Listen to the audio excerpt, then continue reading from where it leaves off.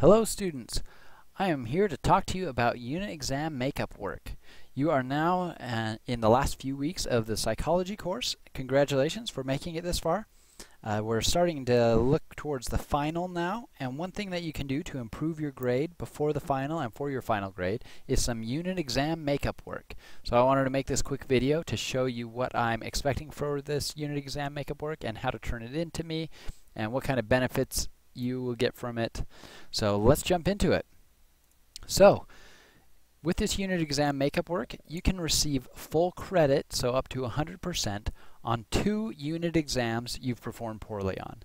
So that means this is only eligible for exams you've taken. Let's say you missed a unit exam for some reason one week. You can't do this makeup work for those exams that you missed completely. Only exams that you have actually taken. So let's say your worst unit exam is an 80%. Then you'd probably want to do that one. Or let's say you have 2 unit exams where you scored a 30%. You definitely want to do those 2 because they would boost your grade the most. So I do recommend choosing the 2 lowest grade unit exams that you've done. So again, this is for the unit exams, not the chapter quizzes. The chapter quizzes aren't that many points each week. The unit exams are a lot of points. So we're doing this for the unit exams. It'll be a boost to your grade and also help you prep for the final. So what I want you to do for these 2 unit exams, and you can do one, that's fine too if you only want to do one or you only have time for one, write paragraphs about each wrong answer that you have on that exam, explaining why the correct answer is the correct answer. So let's go into a little more detail on that. So I want you to write a paragraph explaining why the answer that should have been marked, or the correct answer, is the correct answer. So you might include a sentence or 2 about why your answer was wrong. So let's say you marked C, but D was the correct answer.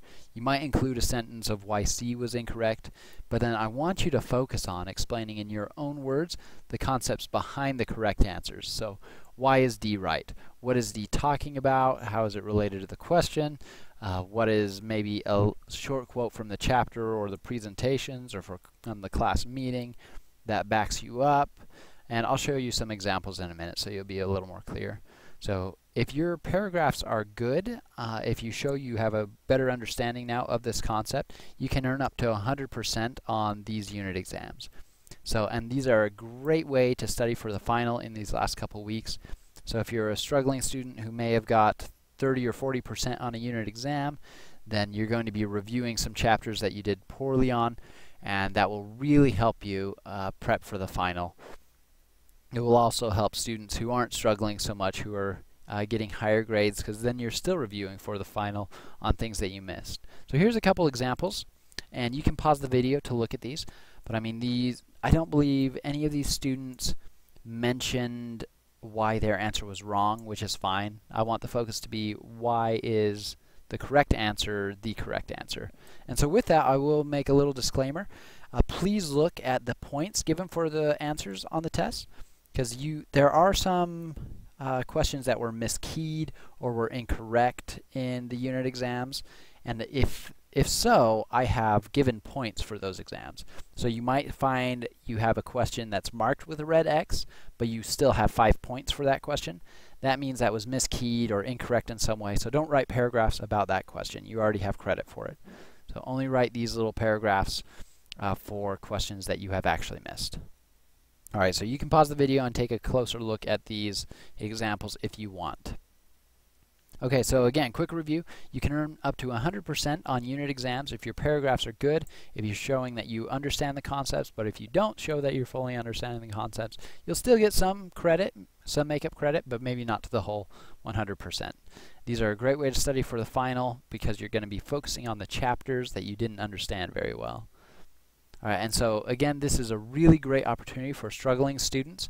Obviously, students with A's in the class can do it as well, but if you're getting a D, an F, or a C even, it could possibly bump you up an entire letter grade.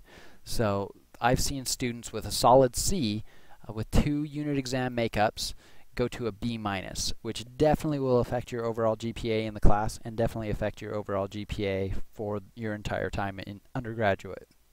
So again, A students can still complete the makeup work. You're completely capable of it. Obviously, you might have only your 2 lowest unit exams might not be as low as some other students. You might only have a unit exam with 70% or 80% scores. And so obviously that'll boost your score, your points a little bit. But let's say you struggled really, a couple exams were really hard for you and you got like a 30% or a 40%. You're going to get a lot of points back if you do paragraphs for all those missed questions. So this is a really great way for struggling students to boost their grades, even an entire letter grade. All right, so quick review and then I'll be done. Also, I have these instructions just brief in the announcement that I have, and this announcement will stay up these last few weeks of class, so you can return to these announcements on iLearn. So again, you can do these makeup paragraphs for 2 unit exams, and that can be up to 100% on those 2 unit exams. Write a paragraph about each wrong answer, about why the right answer was the correct answer, and then this is very important, email me your paragraphs by the last Wednesday of the class, which is July 22nd. So that's the Wednesday of finals week. So you can mail or email this in 2 separate documents, in 1 combined document, but I just want them by July 22nd. If they're in earlier, that would be better, because there will be a lot of things for me to grade and do and submitting your grades in that last week. So I do recommend getting these in sooner, and definitely get them done before you take the final, because they will help you prep for it.